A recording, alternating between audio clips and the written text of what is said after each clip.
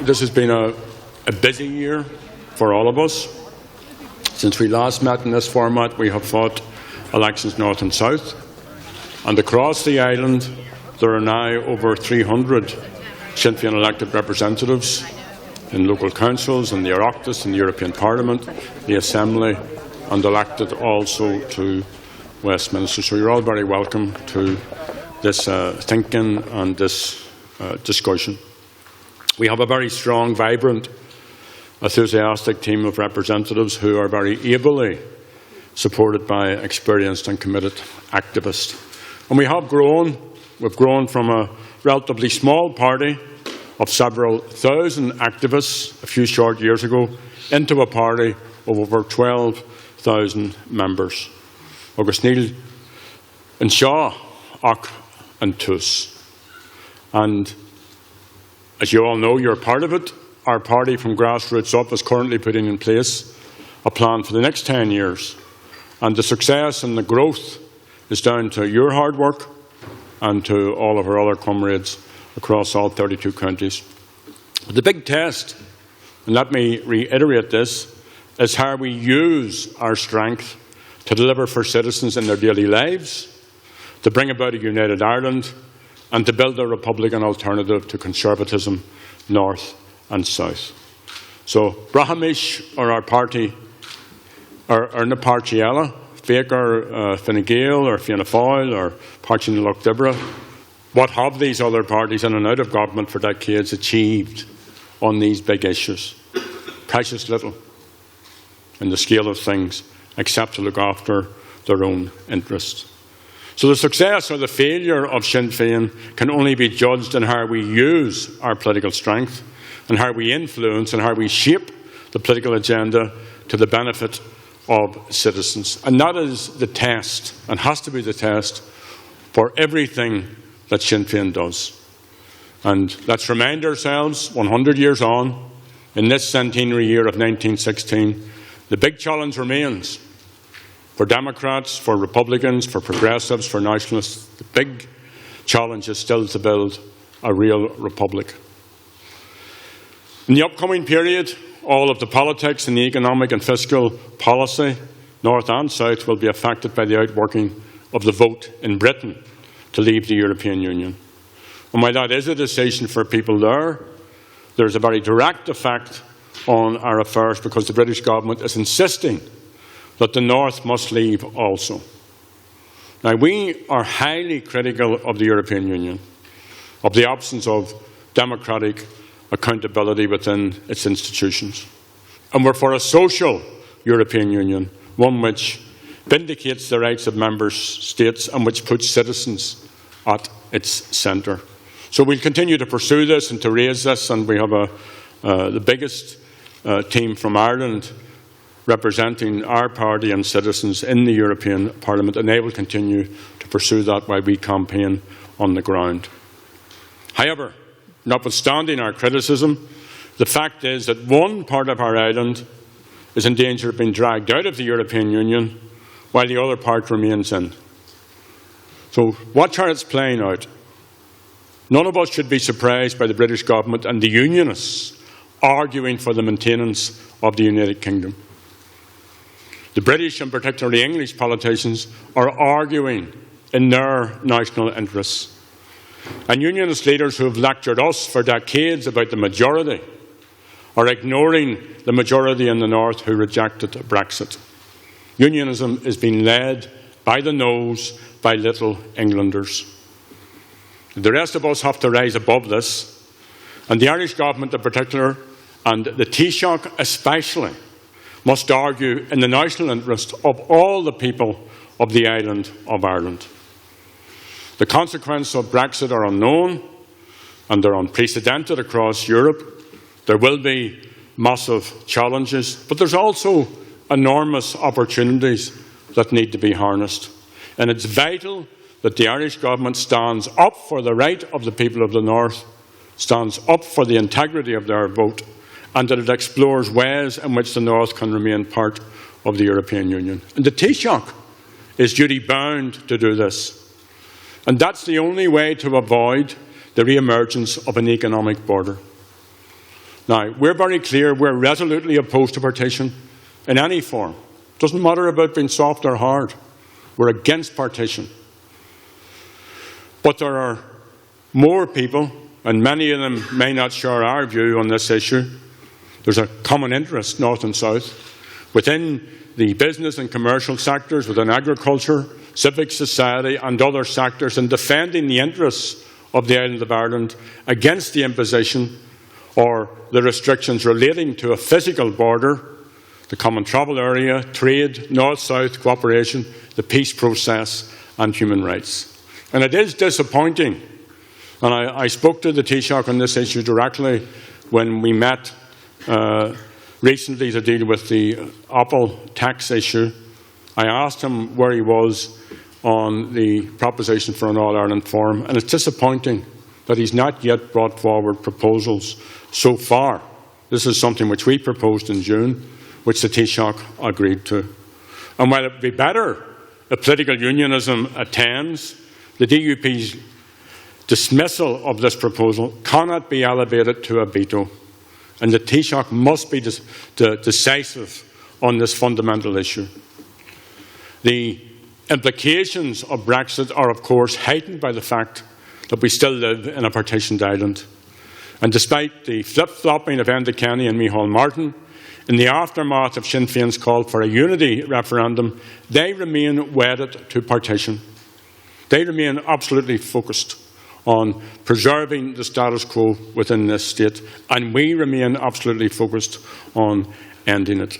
So Kincha ta and Craig Yegilch Saitcha go leider I Grí Lar Buniocht and Discart. Agus Sinn and Kushla Kionaracht, Fianna Fáil, Agus Fine Gael. The British establishment is also opposed to the emergence of the type of Ireland which we struggle for. And all of these interests act athwart us, and that's why we need to work harder than our political opponents. And that means reaching beyond our traditional base to advance our All-Ireland agenda, to advance our equality and human rights objectives and our desire for economic democracy. But don't for 1 second underestimate how difficult this will be. Among other issues, it means convincing an undefined but not insignificant section of unionists that a new Ireland is in their interests. So we need a real debate, a real battle of ideas about the future constitutional position of the island of Ireland, with cogent arguments that can convince the largest number of people that a reunited Ireland is to their benefit, and not least in relation to the economics of a united Ireland. And we need to programme and have a programme for this nationally and internationally. Arguably, there will not be a united Ireland unless an Irish government is part of the process of achieving it. And by definition, that means Sinn Féin in government in Dublin. So there's another huge challenge. Fianna Fáil and Fine Gael will not easily surrender that ground. Politics here in this state are realigning on ideological grounds, and that is the context in which the coming term will play out. So our job is to convince more citizens that their interest lies with Sinn Féin. In the next few weeks, we'll also be challenging the government's budget plans. As we do every year, and Pearse Doherty is our finance spokesperson, he and his team will produce a fully costed alternative budget based on fairness and equality. And given that Fine Gael and Fianna Fáil ratcheted up public expectations by making uncosted promises and exaggerating the fiscal space during the general election, citizens will reasonably expect increased spending, and so they should. Nonetheless, Sinn Féin's alternative budget will be a prudent package and will be produced within the current fiscal parameters. It will deliver increased investment in public services, it will promote fair taxation and go some way to tackling the cost of living crisis facing citizens at this time. The coming term will also see an increased public focus on the repressive 8th Amendment of the Constitution, as The Citizens' Assembly established by the government to deliberate on this issue begins its work next month. Sinn Féin believes that the 8th Amendment prevents doctors from providing proper care to women. It should be repealed, and Sinn Féin will campaign for this. By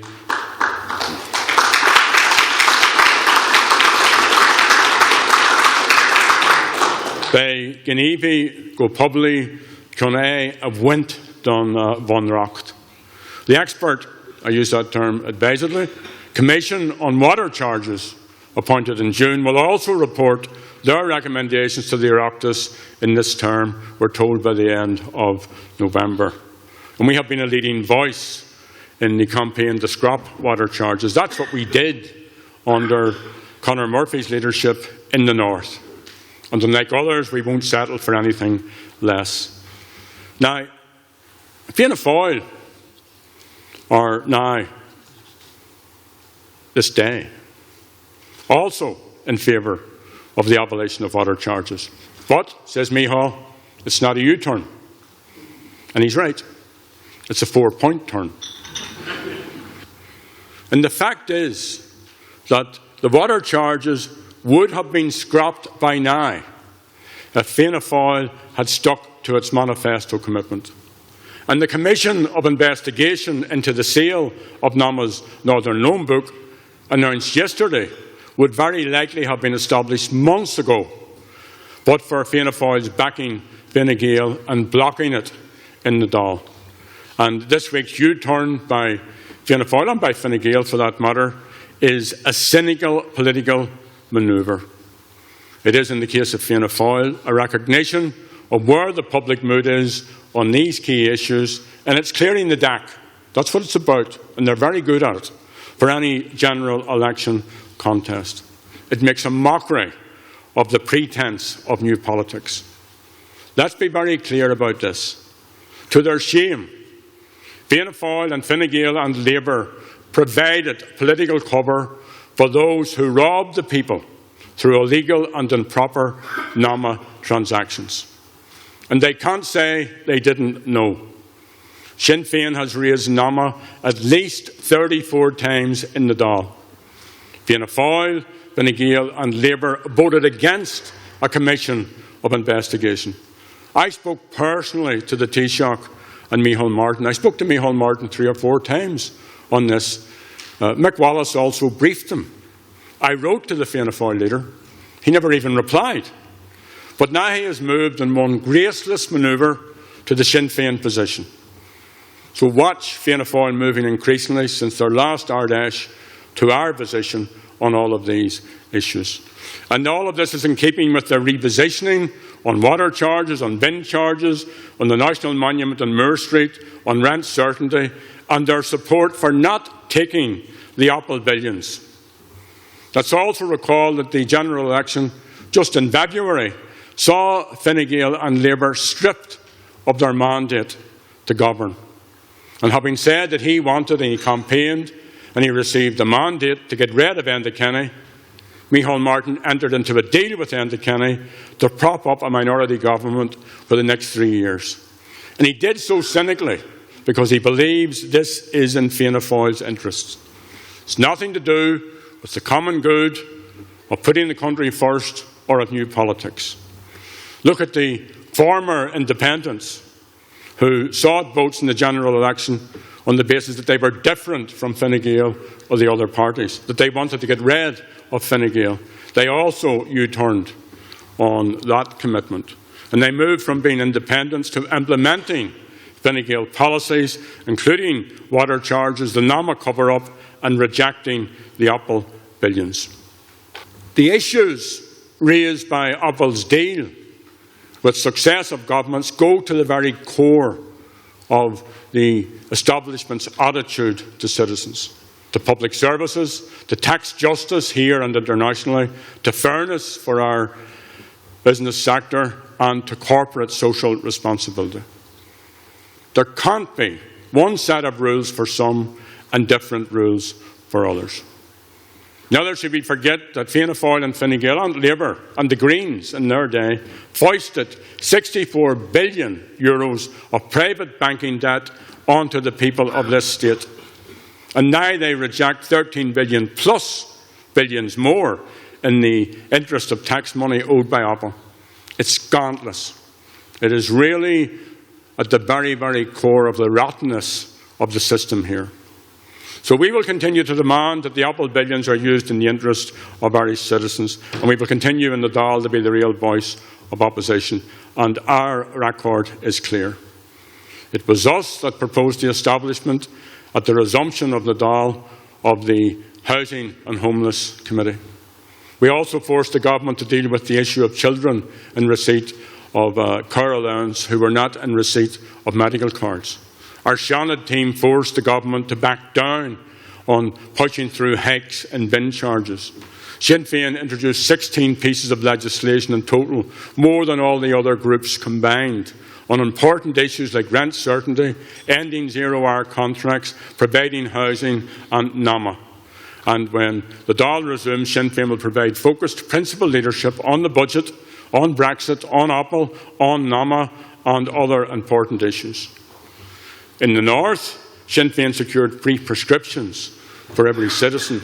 Our Health Minister, Michelle O'Neill, ended the so-called gay blood ban. So well done, Michelle and Shaw.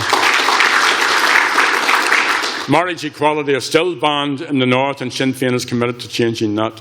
Agus táimid Timonsta, Fásta, the Act na Gaelga, agus go Carta, the Lucht Lortse na Gaelga, go Haraha and Ceart, Cion Ericus oil treat Mian and Gate na Gaelga. The reality, and we're working our way through all of this, is that the political establishment set up by the Good Friday Agreement, they're very unique, and they're also experimental. And they're an attempt, I suppose, at the very core, to build bridges, to build connections between political parties and communities, and in many cases on the executive, between ideologies which are fundamentally different. There's a huge difference between the conservatism of unionism and the progressive nature of Irish republicanism. Tá Sinn Féinar son ar a aontaithe, tá an DUP agus tá aontaithirí in I seo. Sinn Féin is also opposed to austerity measures and conservative politics. The DUP embrace these. They're also extremely conservative on equality and social issues. Sinn Féin opposed Brexit. The DUP voted for it. And that's a serious fracture now in northern politics. This position where the OFM and the DFM have totally different positions. DFM taking up the democratic position and the OFM taking up a less than democratic position. So there will be implications in the time ahead for the Good Friday Agreement and for relationships on the island. But despite all the difficulties, including opportunistic calls by Fine Gael and Fianna Fáil for the suspension or the adjournment of the North's political institutions, just imagine for a second, had we done what they asked us to do, where would things be now? Just reflect on it for a second.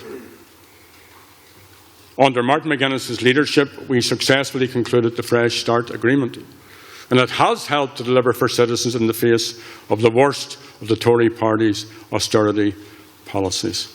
And it's always a revelation for me. I think it's fair to say that the North has been mentioned more in recent years in the Dáil than perhaps for decades before it. But it's usually negative. I remember Padraig McLaughlin saying that there were bonfires being lit in the Bogside and in Crossmaglen and in other parts of the North because Fianna Fáil and Fine Gael had discovered that there was a place above the border. But it's more serious than all of that, and I think that these parties are out of step with popular opinion, and it's up to us to ensure that we are in step with popular opinion and trying to build real connectedness across the island. So Táimid Tamanta de Bay ag Tógáil or Shaw Girach Marata Mid Tamanta den Party or Hógáil or Fud on Ilion Shaw and grow ata idir lava ogin agus arai len arai liv hegas Shaw go míle mágah.